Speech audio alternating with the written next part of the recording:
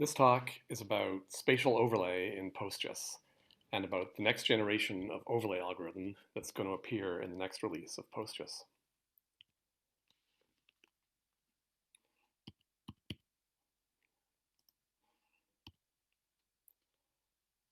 My name is Martin Davis. I'm a senior spatial engineer at Crunchy Data. I've been working on geospatial software development for over 25 years.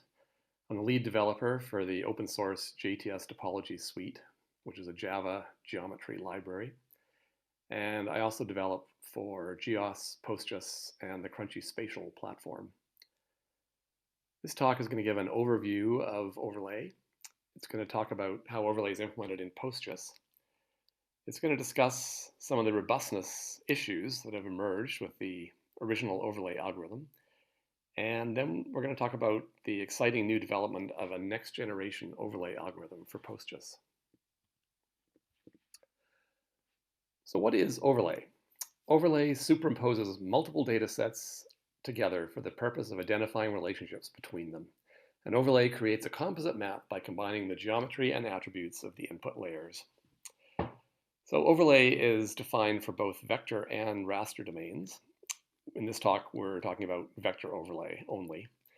And the little diagram shows roughly how overlay works. You take a couple of vector data sets with geometries, in this case polygons, and when you overlay them, you wind up with individual polygons for each common part of the input geometries.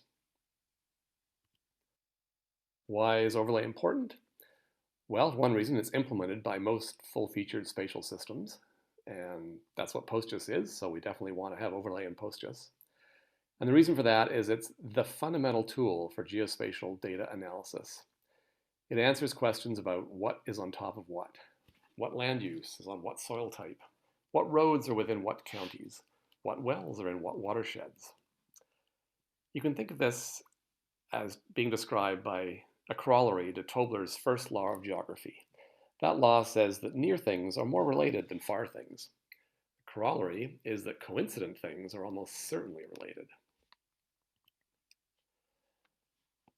Overlay in PostGIS is implemented following the OGC simple features for specification for SQL.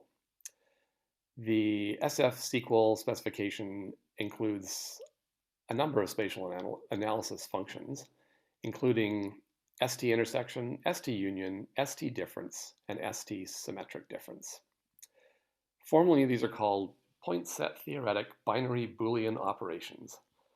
We're just going to call them overlay functions. Overlay functions are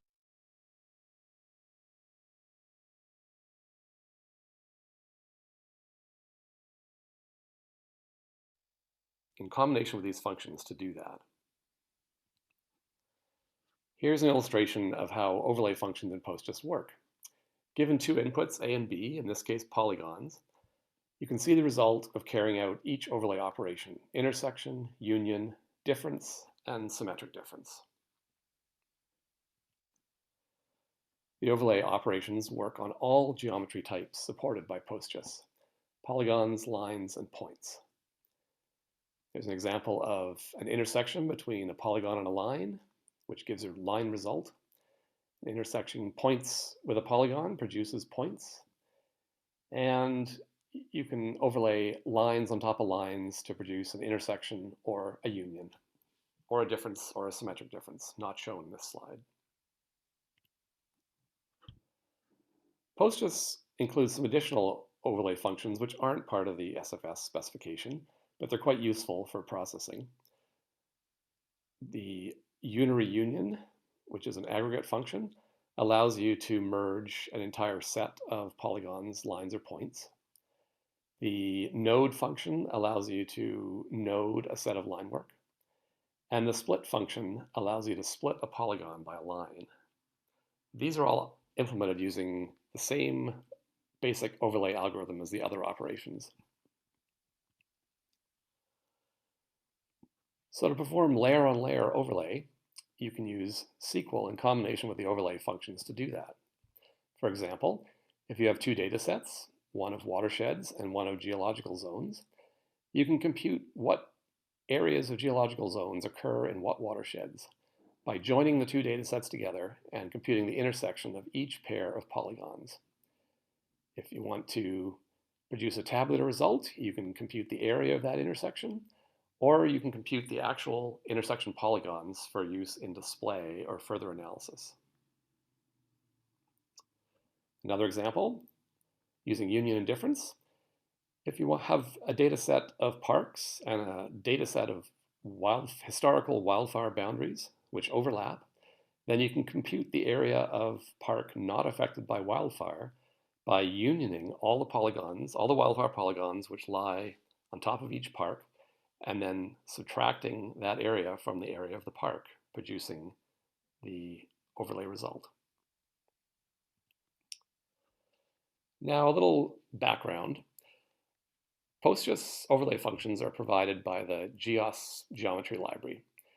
That's a C++ library, which is actually a port of the JTS Topology Suite Java library. Typically, spatial functions are implemented in JTS first, they're then ported to GEOS, and then they show up in PostGIS. They also show up in other systems that use GEOS, including Shapely, RSF, QGIS, and others. JTS was first released back in 2001, and the overlay algorithm dates back to that very first release. Now, overlay has performed Trojan work for the last 20 years or so, but even at that first release, we knew that there was a potential issue involving certain geometric situations, which are rare, but when you expose an algorithm like this in PostGIS, it's used to process millions of geometries all the time, and even a rare situation is bound to occur. And sure enough, over the years, there have been numerous issues logged about the kind of issue that can occur with overlay, called a topology exception. The reason for this is that the phenomenon of geometric non-robustness occurs. Non-robustness is a problem where branching decisions in computational geometry algorithms are based on approximate numerical computation. This leads to unreliable algorithms or unreliable results, including ill-formed output and even software failure. It's very similar to a round-off error in numerical computing. It's because we have to deal with finite precision numbers, and so certain values are difficult or impossible to compute. Geometric computations which can be non-robust include computing the orientation of a point to a line. A point can lie left of, right of, or on a line. This is actually relatively easy to make fully robust by using extended precision arithmetic. Something that's more difficult is computing the intersection point of two lines, even if the endpoints of those lines are expressed exactly as floating point numbers. In general, the intersection point cannot be computed or even represented exactly in floating point. So the value that is computed usually does not lie exactly on the line segments. This has a cascading effect. It means that the computed intersected lines don't actually follow the original lines, and they can actually intersect further lines. So in the overlay algorithm, there are three main phases: noding the input lines, building the topology, and extracting the result geometry from that topology. The noding phase is the problematic one. It requires both the point line orientation computation and line intersection. The original overlay algorithm used a fairly simple approach, which inevitably led to robustness problems. What that means is that the overlay topology may not be computed correctly. Luckily, we can detect that situation, and rather than issuing incorrect output, we choose to throw an exception. However, this does mean that in the middle of a query, a PostGIS query that uses overlay operations, an exception may occur, which means that you don't get any result back from that query. This is a bit of a problem if you're running a query that's processing millions of geometries and might take hours to run. It's really not great if that query aborts several hours into the process. So obviously something had to be done. And over the years, we tried various heuristics in JTS and GEOS to try and improve this situation. We tried snapping geometry vertices and lines. If you snap together vertices and lines, you reduce the likelihood of coincident lines or nearly parallel lines, which is the major cause of robustness problems. Unfortunately, this can be quite slow, and it doesn't always work, partly because when you snap things together, you can wind up with invalid geometry, which can't be processed. Another approach was to round the vertices of the input to a grid, say using ST snap to grid. This isn't ideal because it rounds all the vertices, whether they were going to cause problems or not.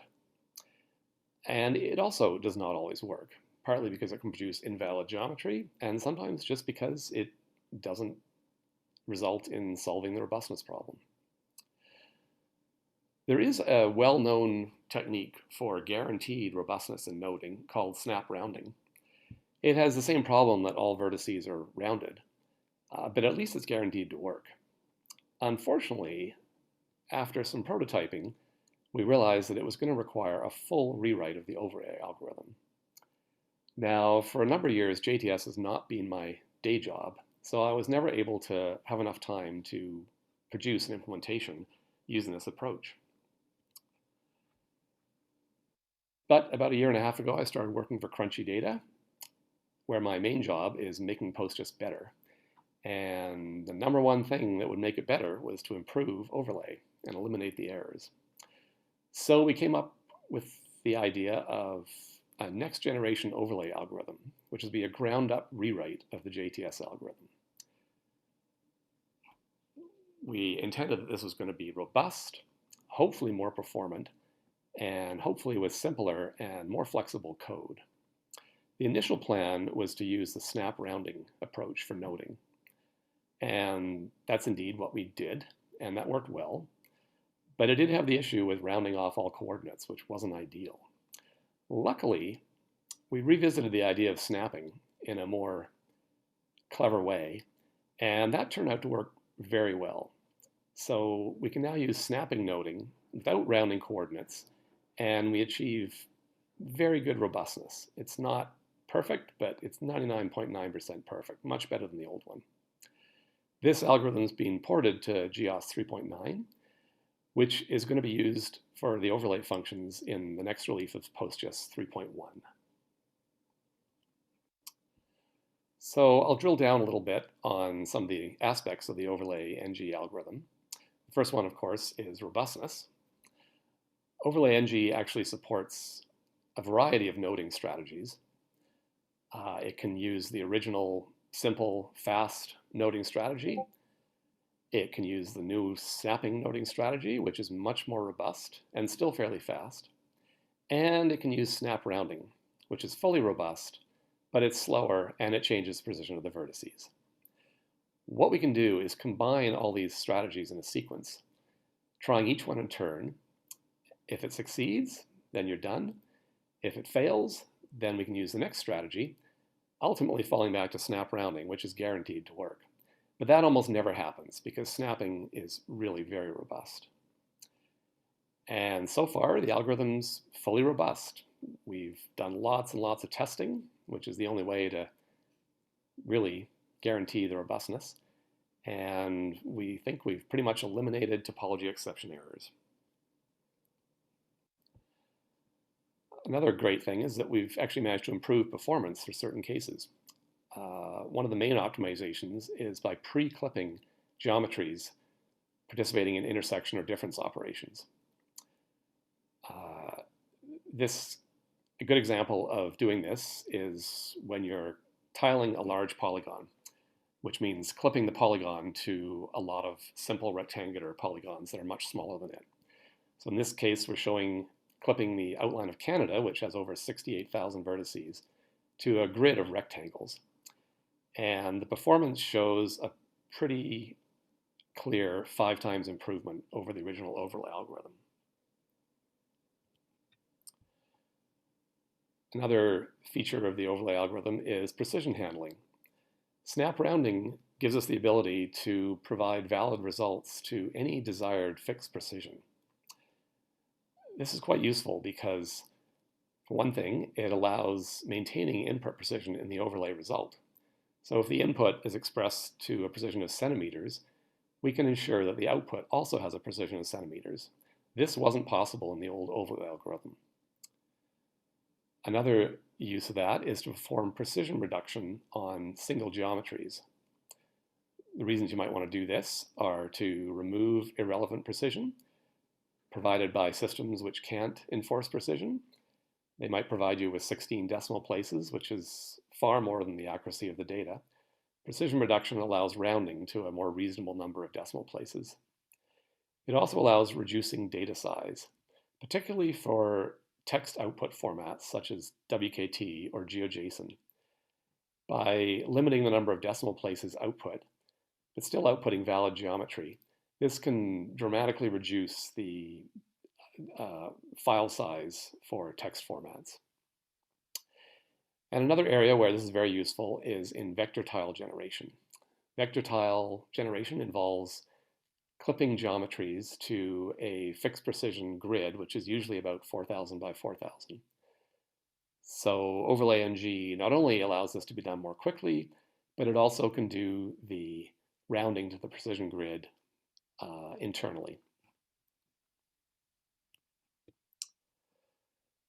So we're really excited about OverlayNG and about seeing it released. We're really hoping that it solves everybody's problems and that we won't see any more issues being logged in GEOS and PostGIS and all the other systems that use GEOS. And it's also quite versatile because the code base is modern and quite flexible. So we're intending to create some new functions using overlay and revisit some of the existing functions. We're going to produce an ST reduce precision function to implement the precision reduction I just talked about. We're going to re-implement ST split and ST node to use OverlayNG and eliminate the possibility of errors when using those functions. We might introduce an ST overlay function, which will be an aggregate function to do full polygon overlay. This is something that currently has to be done through some fairly awkward SQL, and it'll be easier and faster to have it built in as a single function.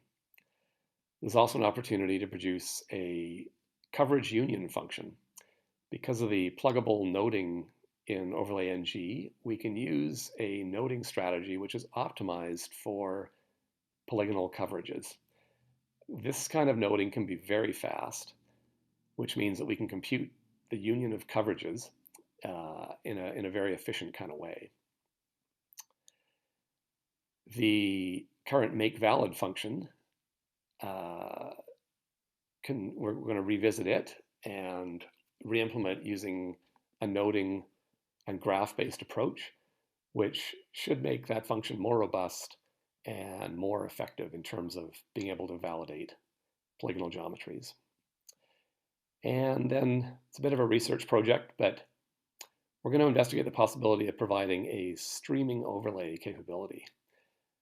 The goal here is to be able to process huge data sets using overlay, data sets which are much too big to fit in main memory, but which can be streamed in and out to the database.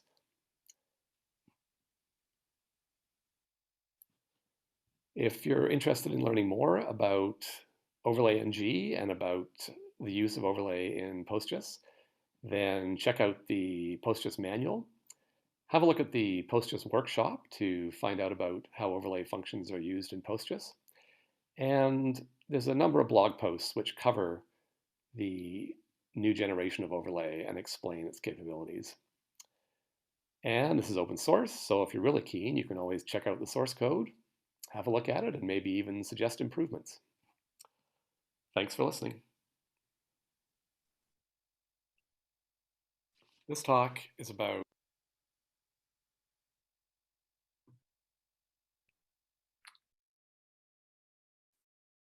Okay, I am live, so we'll take questions. Yeah, how about we start with the one that was asked? I'll read it out loud, and then you want to read the answer out again? Yeah, go for it. Because the Q&A just puts things in random order, and I don't know if people will see it. So let's just ask it. On the Italy example, it seems like the inner polygon holes were automatically removed depending on precision. Is that the case? Yeah, if holes collapse because they're smaller than the precision grid, then they'll be removed. Okay.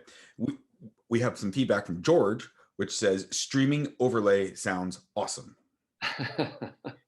Yeah, it will be awesome. Stay tuned. Okay. Marat asks, how about shared edges or nodes between polygons? Will these functions still affect current topologies between neighbor polygons? So the overlay functions really only deal on pairs of geometries, but that said, if you say have two polygons and a multi-polygon that share an edge, so it's actually invalid, if you union it, the function will actually union it correctly, so that edge will disappear. So hopefully that answers the question. Did that answer? Let's see if Marat writes again. And Howard raised his hand.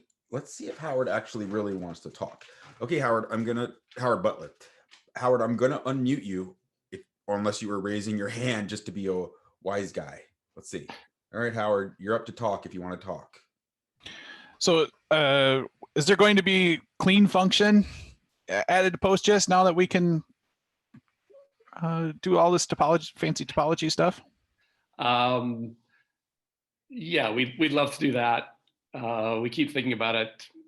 Cleaning is tricky because there's an infinite number of ways things can be dirty. But yeah, absolutely, we want to do that. We've been thinking about it. Do you mean more than just make valid? You mean like clean a coverage? Yeah. Yeah, exactly. Yeah, would absolutely like to work on that. So we'll see. Does this enable that to happen more robustly than otherwise? It'll be part of the answer for sure. So yeah, having this better robustness around is definitely good. But there's other issues to do with cleaning, such as how do you merge slivers and that kind of thing. So it's a little more complicated than just robustness. Thanks. Yeah, no problem.